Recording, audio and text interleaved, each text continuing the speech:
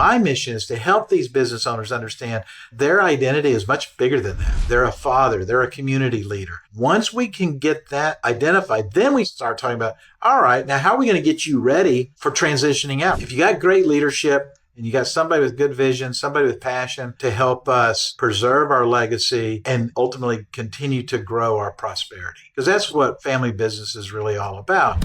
Strengthen the love, the legacy, and the lifestyle in your family business.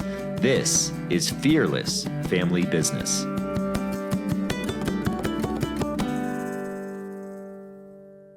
What if the thing that could fix your dysfunctional family business is the very thing that you're avoiding?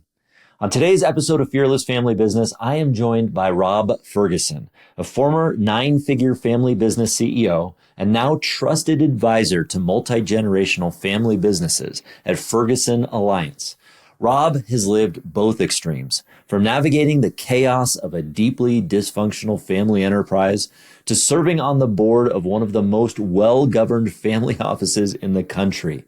And one thing that hit home for me in this episode was the moment he said that a functional family business is a business-first family, and a dysfunctional one is a family-first business.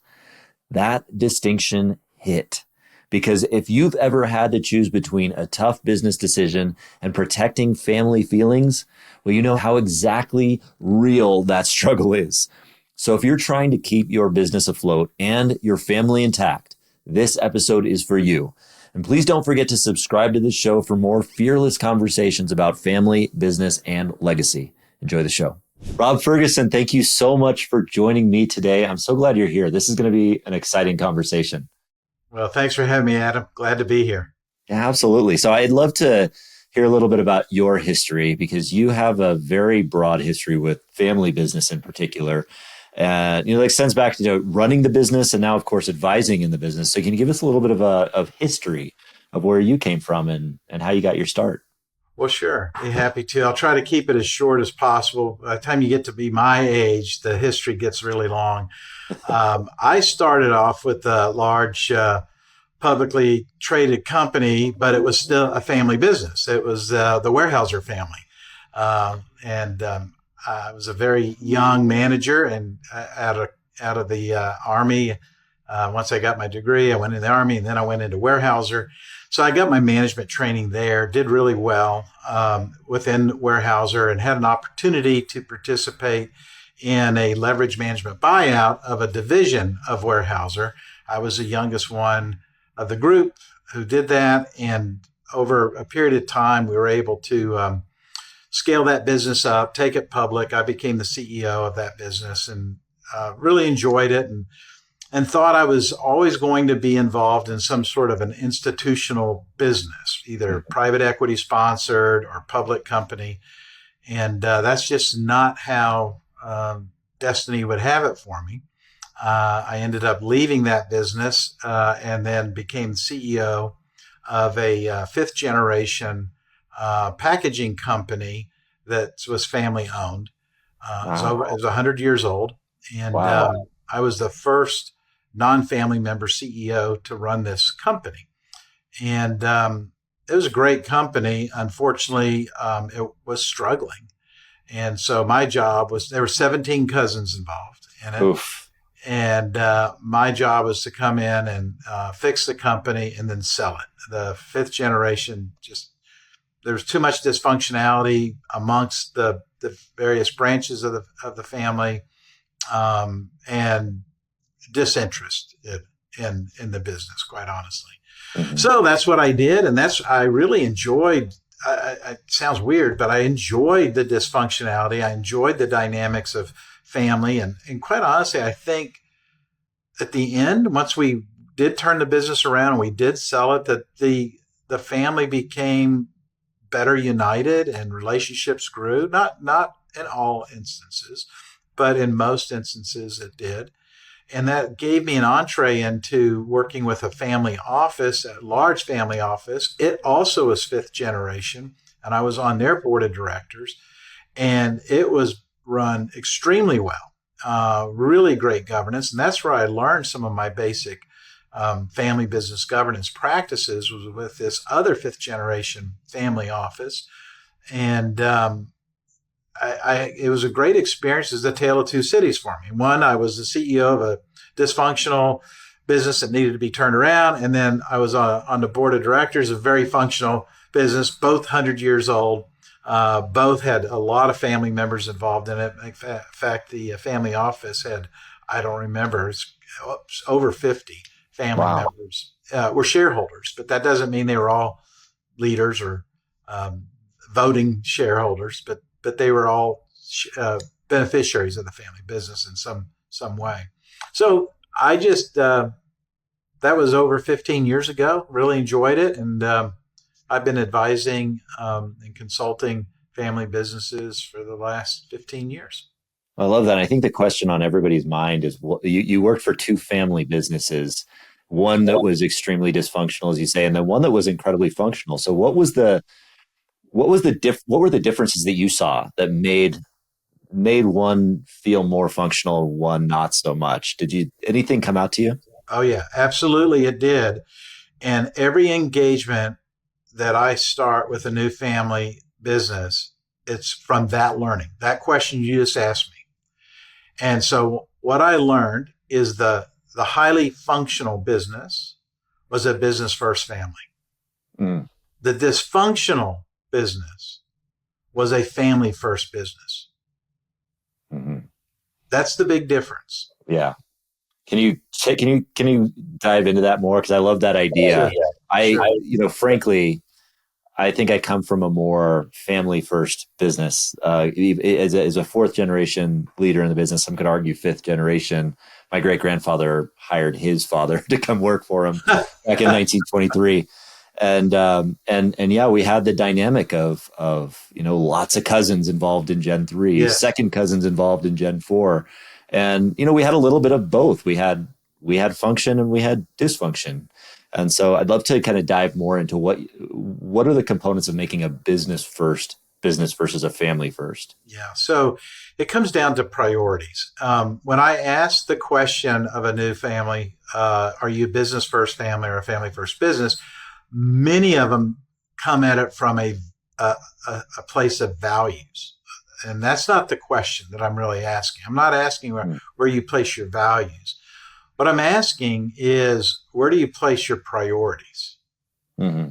And when you define the greater good, do you define that as individual family members or a branch of a family? Or are you defining it for your whole enterprise, maybe the community that your enterprise supports, employees, vendors? So that's really what the question's getting at, is what are you putting as a senior most priority?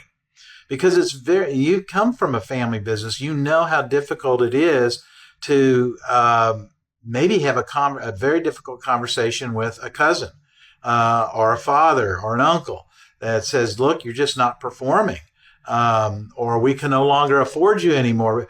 And so those are tough questions. But if the family consensually agrees we're a business first family, it's still a difficult conversation, but at least you've set the context, right? Mm-hmm. The center pole is there, and that's where you're coming from. And you're not, when you're having a difficult conversation, because you've already, in essence, had the difficult conversation to make that choice.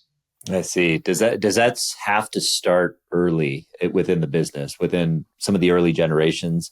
Is it something that you can fix? Yeah. It must start with the first generation. Mm-hmm. Too many times the first generation kicks the can down the road.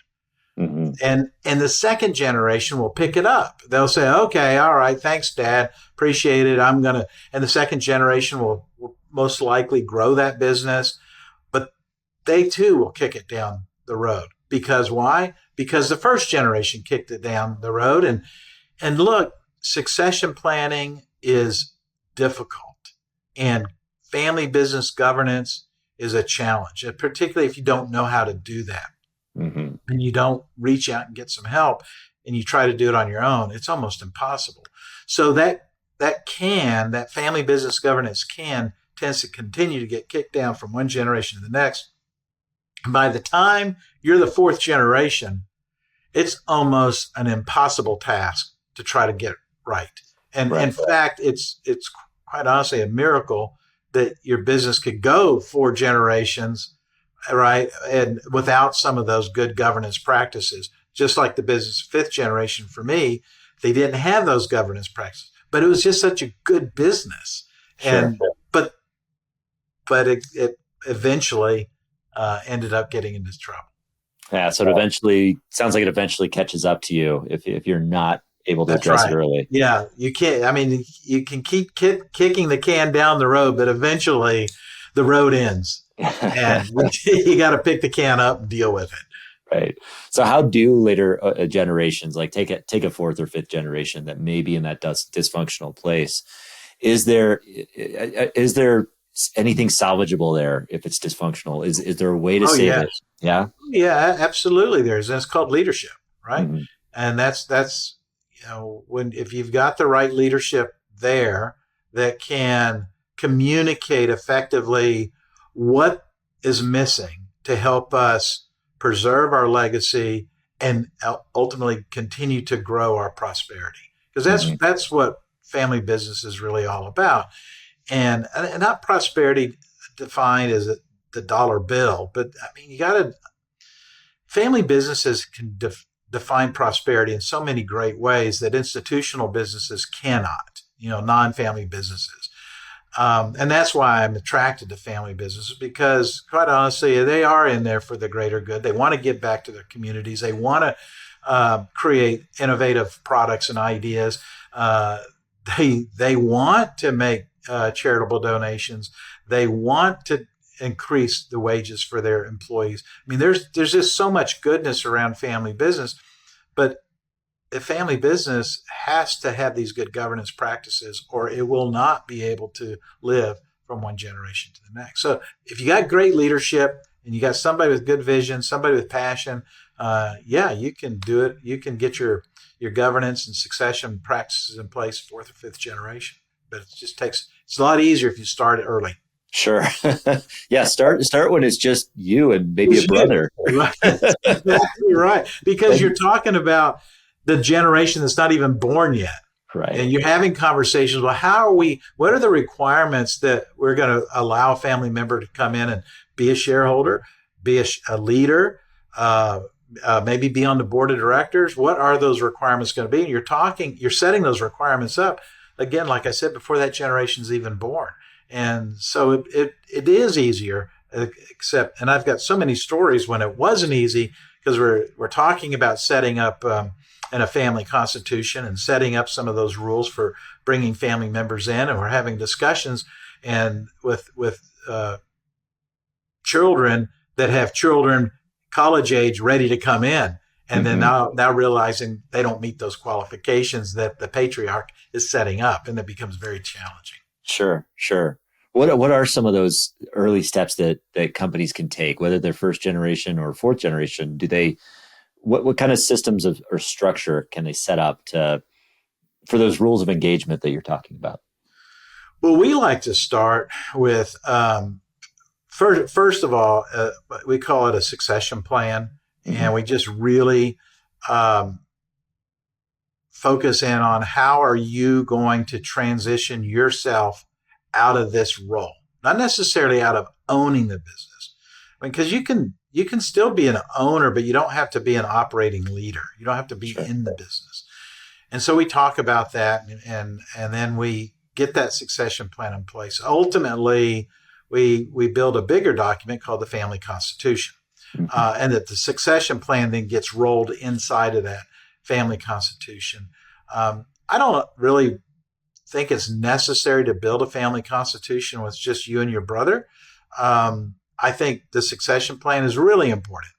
But then when it's you and your brother, and now you've got a cousin that's involved, or you've got, you've scaled up, you got next generation thinking about coming in, that's when you want to have some good family business governance practices. And one of those is the family constitution. Gotcha. So you're looking at more the second generation or so. You're wanting to incorporate those broader structures. That's right. That's great. And then one of the things that I think we don't talk about a lot in the world of family business is this idea that, families, especially traditional Catholic families like mine, grow exponentially over the generations. The business tends to grow linearly, with opportunity or with revenue. How do we balance that out to keep the opportunities and the wealth for future generations still relevant and growing when the family grows faster than the actual business does? So every family business, as you said, struggles with this. And what are they really struggling with? They're struggling with three conflicting priorities, and they can only pick two at the sacrifice of one. And the way I see it, the three that they are constantly trying to balance out is, do I want to grow the business? Do I want to keep control of the business? Or do I want to continue to have liquidity? Mm-hmm. So if you want to growing the business requires investment. Now, if you want to grow the business and continue to have liquidity and distributions, that means you're going to probably have to give up some control to bring in some outside equity to help fuel the growth. Mm-hmm. If you want to maintain control of your business and continue to have your liquidity, your distributions, well, that means you're going to have to ratchet down your growth expectations because you won't be able to maybe afford to grow like you wanted to. Sure. And vice versa. Maybe you want to maintain control and you want to grow. And that just means that the shareholders are going to say, look, I'm willing to not take distributions for the next 5 years so we can grow. That's an ongoing discussion. And we try to help our family business clients frame up those heated conversations inside of that. Because usually it's not Uncle Joe's fault. The grandpa is not being a stubborn mule because he doesn't want to grow. It's because there's a struggle between those three conflicting priorities. And you got to pick one to be sacrificed. Yeah. And this is where it sounds like outside advisors like yourself can help a lot because, and I know, a lot of families may kind of shy away from the idea of bringing outside advisors. It's expensive or whatever, but that's like sometimes the greatest investment you can make is this expertise that is outside of the bubble, especially within a family business where the bubble is so, it's so strong. You have to have that outside perspective and give yourself options, it sounds like. Well, and an advisor is never going to know your business the way you know your business. Whatever advisor you bring in, if they're saying that they're experts in your business, well, then I would go find somebody else, because you all are the experts in the business. But a really capable family business advisor, they're really good at the governance of family businesses. And they're really, we use a Socratic method within our firm.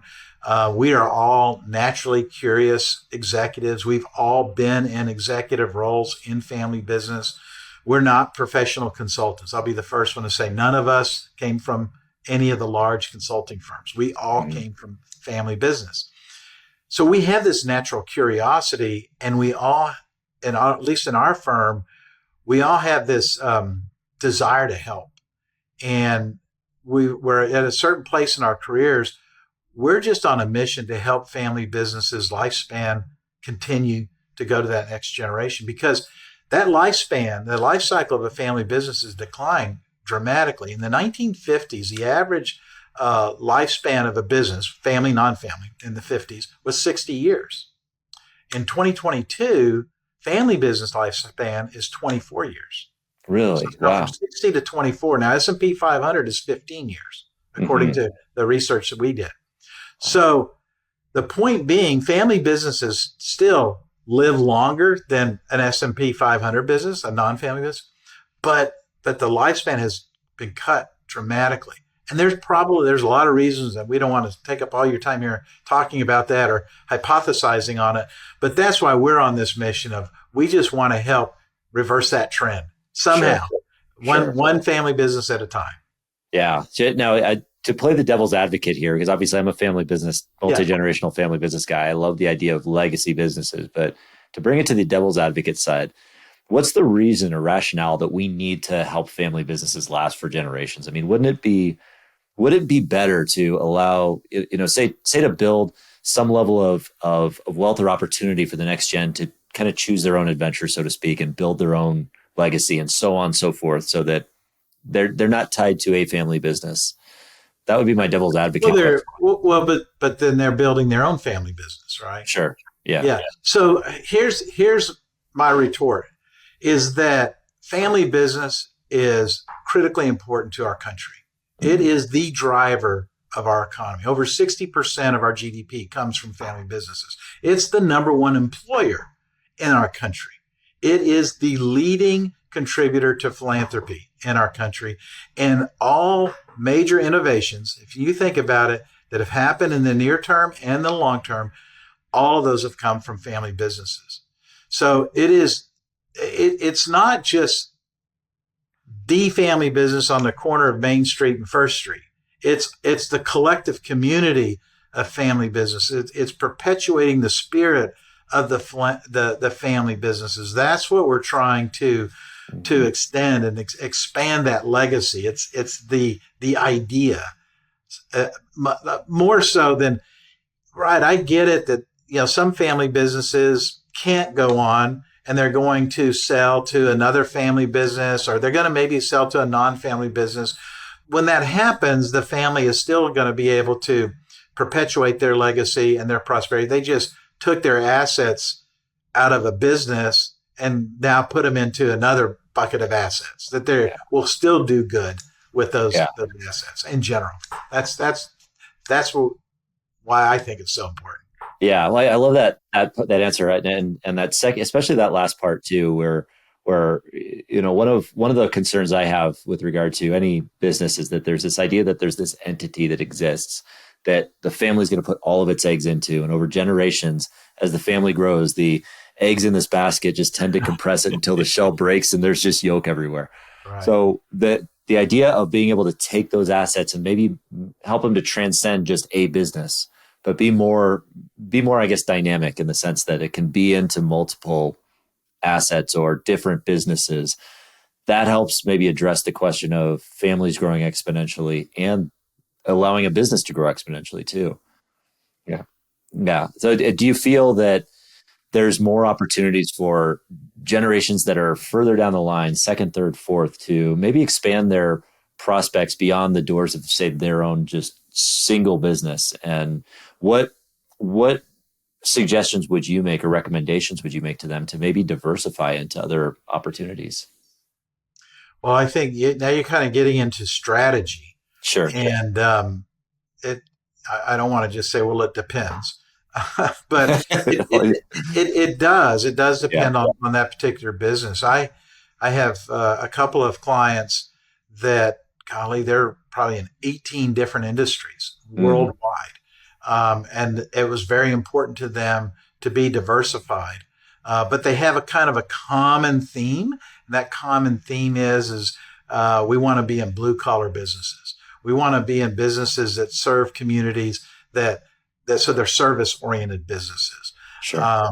So they still have their family values fingerprinted all over their businesses, but they're not related. So I think it is important to diversify, but I think it comes back before you get too far down the road of strategy. You got to really understand, well, what's the purpose you're trying to pursue? What's that long-term vision? And then that'll help drive your strategic intents. Yeah. And that kind of gets back to your idea that you're looking at priorities over values from, as I understand it, like, just finding those priorities. So, right. And thinking about that, how is it within the realms of that family constitution that those priorities are encapsulated, or is it, how do you make them endure through generations, I guess? Well, we do. I mean, they're memorialized in the family constitution. Now, I said earlier that usually we don't write a family constitution until we're a more mature family business. So then you can memorialize them, what we call a statement of direction, right? And that statement of direction memorializes the core values as well as the aspirational values of the company, kind of the purpose. What is the overall purpose of the business? And yeah, so we do memorialize it, but no matter what's in writing and no matter what's hanging on the wall in the meeting rooms, it really comes down to the leadership, the family business leadership, living it every day and representing it. That's the way it gets memorialized. It gets passed down from one generation to the next generation through stories and through examples. If you're a family business owner or operator and you're looking to get more control over your business, I would love to talk with you. I want to give you a special invite to request a free 90-minute workshop with me to learn the powerful tools of EOS, the Entrepreneurial Operating System. Just shoot me an email at adam.hill@eosworldwide.com. Again, that email is adam.hill@eosworldwide.com. I'll put that in the show notes as well, and I look forward to talking to you soon. And speaking of stories, you mentioned you've turned around a variety of businesses, family businesses, and now you're in the, not just as a CEO, but now you're in the world of actually advising other companies on how to do that. Do you have any stories or examples of some meaningful experiences where the company maybe was in dire straits, where it was turned around, and maybe share some of those experiences with us? Yeah. There's an entire industry out there called turnaround advisors, right? That's what they do.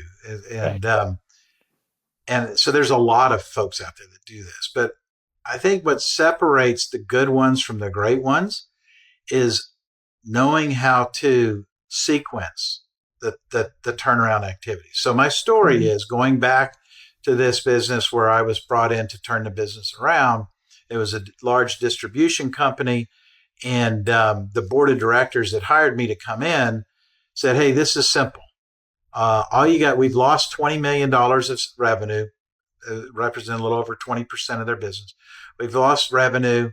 And so if you get that revenue back, everything's going to be great. Sounded okay. Well, that kind of made sense. I looked at it. But if I had gone that way and pushed sales, that would have been a mistake. And the reason is because I did my internal due diligence. So what I found out is that their on-time, no error delivery rate was at 64%. Oh, wow. Wow. Right. So they only delivered on time in full without error 64% of the time. Wow. So can you imagine if we had gone to the 100+ sales team and really pushed all sorts of marketing and sales initiatives to get the $20 million of sales back, and then we delivered only 64% of the time on time without it? I mean, the thing would have fallen apart, they right? Would have died under their revenue. Yeah, that's right. Yeah. So it was a good idea, that we do need to grow sales, no doubt about it, but we got to sequence our order of events first. Mm-hmm. And so that's just one example of what I would say when you're looking at turning a business around, that you've got to make sure you don't just take the most obvious opportunity to improve. You've got to be very thoughtful and make sure you get it in a good sequential order. Yeah.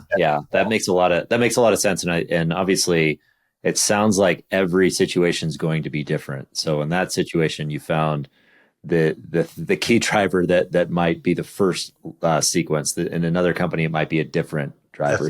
That's right. That's why we don't take a productized approach with our clients. I'm doing everything the opposite of what gurus say. To build a value in your business, you got to productize your services. We don't do that. We don't sell books. We don't sell PowerPoint graphs. We don't sell computer platforms. What we do is we just come in and understand what the pain points are of the client, and we work on those as a priority. And then we'll help them in some other areas. But we've got to resolve their pain points first and foremost. And so it's different for every business. Yeah. Is it possible to turn around a family business that has dysfunction in terms of, fourth generation, fifth generation, but maybe their business is running well, but the dysfunction just in the ownership or within the governance structure, and there's just not a lot getting along there. Is it turnaroundable? if that's a word. It is a word, and again, I'm going to tell you, it depends on leadership. I mean, you Sure. have to go in there and you've got to deal with what the real issues are, and the real issues are change, Hmm. and you've got to be willing and able to not only be a catalyst of change, but you change yourself as a leader to accept the responsibility that continuing down this road and expecting different results, doing the same thing, but expecting different results. We all know that's the definition of insanity. You have to Right. change. And so we teach our leaders, our executives, how to get themselves through change and then how to lead others through change. Because that's what turnaround is. Turnaround is changing. Because why would you turn around if you weren't going to change? Right. And Right. human beings do not like change. But there's four distinct phases of transition of change that every human being goes through. It always happens, right? We deny that we need to go through it. We Hmm. resist, then we'll explore, and then we'll recommit. So that's the kind of the academic view of change and change management. But we don't go through it step 1, 2, 3, 4. What we do is we deny, resist, then we go back to deny and resist. And so the leader's job is, okay, how do we get them through denial and resist to get them into explore as quickly as we can? But Hmm. even when we get them in the exploration phase, they're going to go back to deny and resist. So how do we get them back to eventually recommit? And we have to do that for ourselves, and then we can do that for others. And so we teach our leaders how to do that and do that very, very well. That's great. Yeah. It sounds like it's a very energy intensive kind of process to walk them through those 4 stages and make Yes. sure they're not going backward. That seems like a lot of energy. Well, it is, but we also show our leaders this is what you're going to hear when you're in this phase, and that's good. Now, if you're hearing something different that lines up to this phase, that means you're moving them through. And Mm. so so leaders have a different role in each of those phases, right? Right. When your organization's denying, a leader has a role of communicating, explaining. When your organization is resisting, you have the role of listening and inquiring and trying to connect and align. And then when they're exploring, and then you just kind of let them, you become more of a facilitator. And Mhm. then once they've re-engaged and they've recommitted, now you're popular because you're celebrating, you're handing out bonus checks, you're driving parties. Right. That's the fun part. So the leader's role has to change throughout each of those phases. Yeah. And I love that there's I'm a big frameworks guy because it helps to, conceptualize a lot of these complex ideas. And so the idea of running it through deny, resist, explore, commit helps to put that change management through a powerful framework. I think so. Yeah. So I'm like to kind of switch or shift gears a little bit in terms of succession planning because I know that you are, you're also an exit planning strategist. Part of exit planning is not just creating an exit from the business in terms of selling it, but also transitioning it to Gen 2 or beyond. What are some of what do you feel are the most important steps we're missing right now, or family businesses are missing in terms of succession planning? What are some of the mistakes that are being made that are maybe leading to that result where only 30% are making it to Gen 2 and beyond? Yeah. Well, I think the first big mistake is not doing it. Again, I'm getting back to kicking the can down the road. I'll let somebody else handle it. You've got to deal with it. It's interesting. Most of our clients, they for some reason they don't like the word succession or they don't like the word exit. So, and then there's a whole industry, a cottage industry called exit planning advisors. And so we refer to it. It's not marketing, but I do believe it's true. You use the word transition. All right. Well, we're going to eventually have to transition. So I think step one is owning it and saying, okay, I'm going to do it. Step two is understanding the value suck out of your business if you don't do it. Okay. And really putting some numbers to it. All right. And then Right. step three is understanding, well, what do I have to do in order to make that happen? And putting a real plan together that's long term. Our plans are typically 36 months to 10 years. And we put those long-term plans in with milestones and recognize that that plan is still dynamic.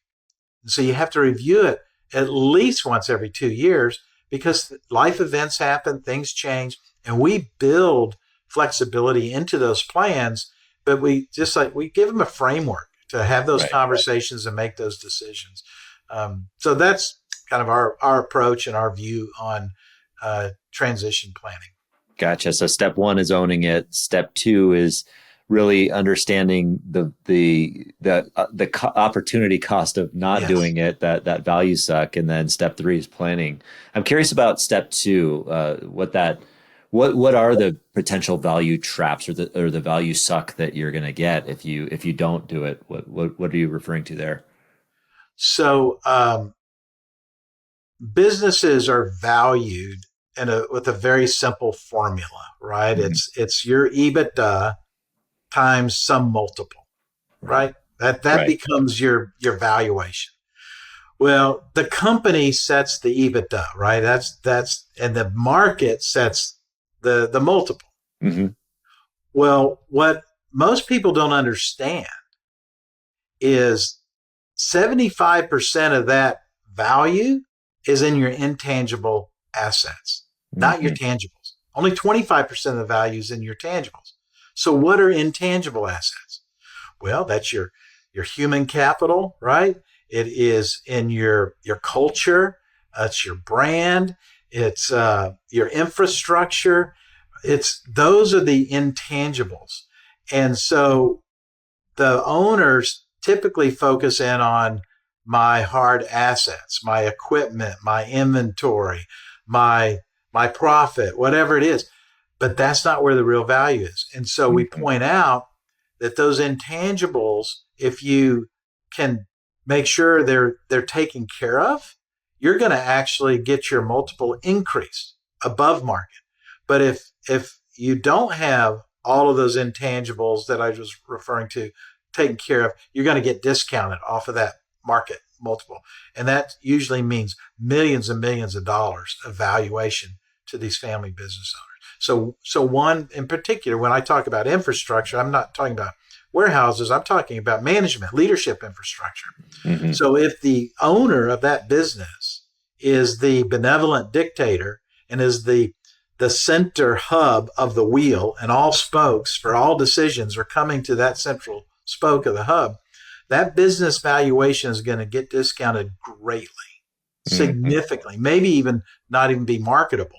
Because what buyer wants to come in and buy it and give the center hub, the decision maker, the benevolent dictator, millions of dollars, and then they leave, and now who's running the business? Right. All that value is gone. So that's just one example. So we demonstrate that, we show that to them, and then we actually quantify it using their financial numbers. Yeah, I love that. You know, there's methods to not just strengthen a business, but actually build value into the business by taking these elements and just essentially expanding the value in those elements or fixing those or allowing that.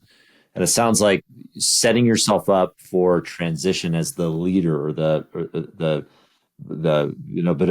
benevolent dictator, as you said, that you're allowing that opportunity to grow the value by taking yourself out of the business. Right. And who's going to benefit the most? Most likely that benevolent dictator. Sure.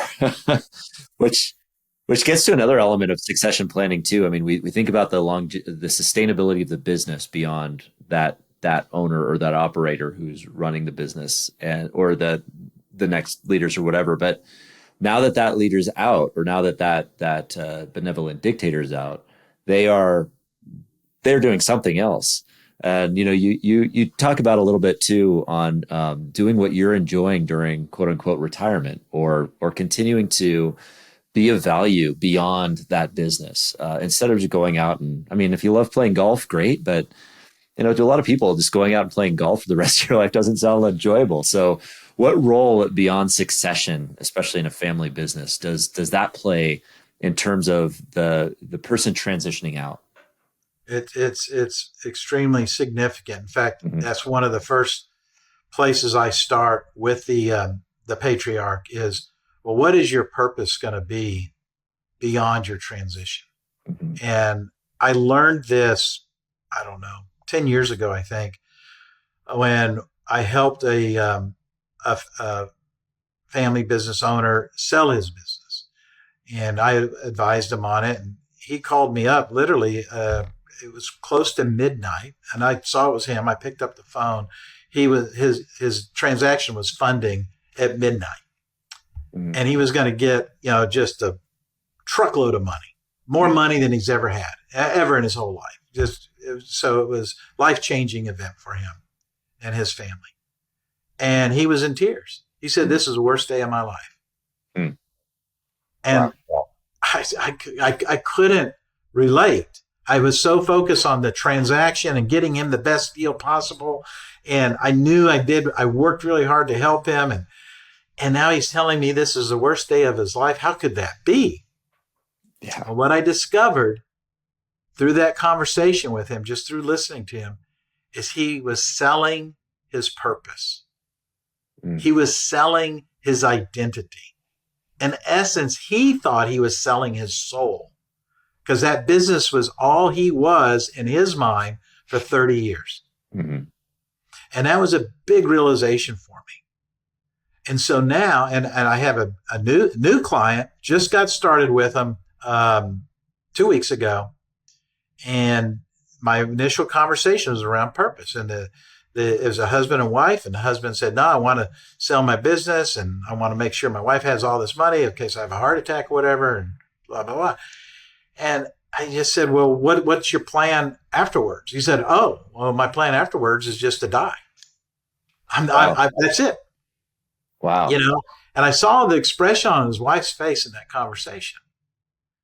And I said, "Well, do you think that would be satisfactory to those that love you and care about you?" And he said, "Well, why not? I mean, I'm providing them with money. My wife will have plenty of money to live, and the kids, everybody be taken care of. They should be very happy." Mm-hmm. So I quickly turned to the wife and said, "Well, how would you define happiness?" She said, "I don't want any money. I don't care. I just want you. I want to go travel. You've been working so hard for 40 years. I just want to be with you. I want you to enjoy the fruits of your labor."